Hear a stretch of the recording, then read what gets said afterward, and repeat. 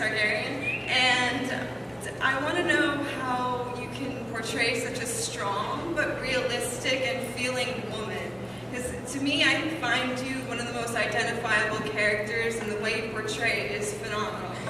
So, do you have any pointers or tips or anything? Oh my goodness! First of all, thank you so much. That's amazing to hear. How do I? Okay, so when I read the books, Dany she just seemed I don't know, very real to me. Like I understood everything that she was going through and kind of her mentality and everything. So I just so the tips I would give you is just like be I don't know, be true to yourself. I don't know. I'm feeling all embarrassed now. I just got her. So I would just say kind of, it's women, we're strong, we're good, we're powerful, we're sexy, we're like, own it, do you know what I mean? Like it was her instinct to be able to survive. I think that was fundamentally the thing that I got and kind of hopefully portrayed. But yeah, just be true to yourself.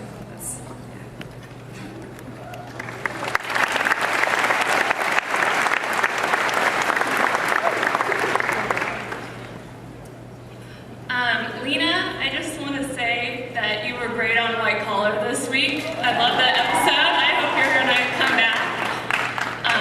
But my question's for Kit. I think Jon Snow is obviously fan favorite character. So I want to know what really drew you to the character, and what are you looking forward to the most in the upcoming seasons? Because he has quite a big journey ahead of him. Well, thank you very much. Thank you.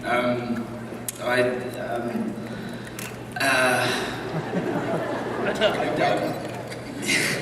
suppose what I'm looking forward to is I try not to go produce spoilers. I've already done that today. I think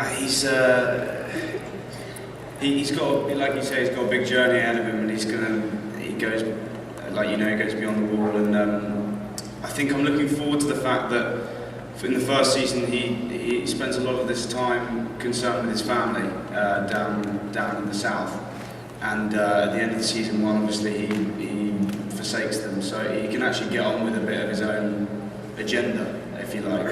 So I'm looking forward to that. And what drew me to the character is he's just, I mean, why wouldn't it? He's a badass with a sword. He's he's a mysterious little guy with a bit of a kind of mystery behind him. I kind of loved him the minute I saw him on paper. And thank you again. Thank you.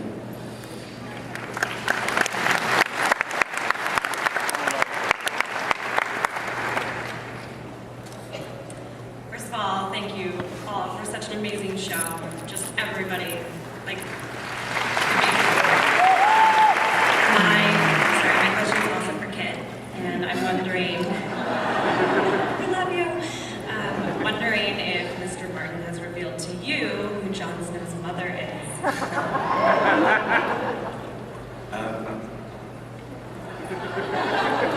No, it's a simple answer. I'd love to know, as I'm sure a lot of people would, but no, I have no idea.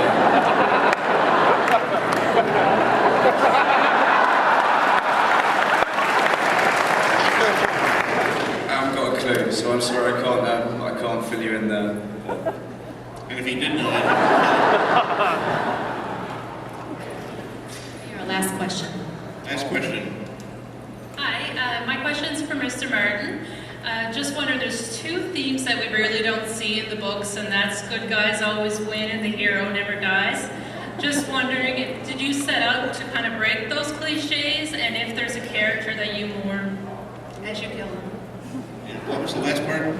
If there's a particular character that you've mourned as you've killed them. Actually, I mourn all the characters as I kill them.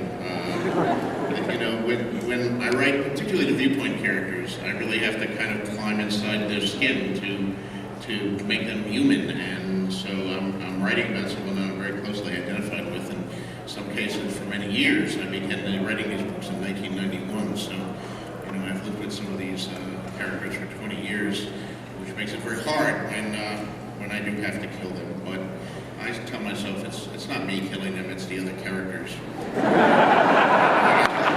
I'm trying to distance myself. But the scene that Dave and Dan were referring to in the third book, which I won't spoil, was the hardest scene I ever wrote. I mean, that occurs 2/3 of the way through A Storm of Swords, and it was the last thing written. I had to skip over that and write the rest of the book, and then when everything else was done, came back and make myself write that scene, because it was very emotionally wrenching and painful for me to write, as it was hopefully for all of you to read. And I can't imagine, I think when they film it and show it, I'm going to try to arrange to be out of the country, buried in some place that doesn't actually have television yet. Anyway, that was the last question, so we are unfortunately out of time. And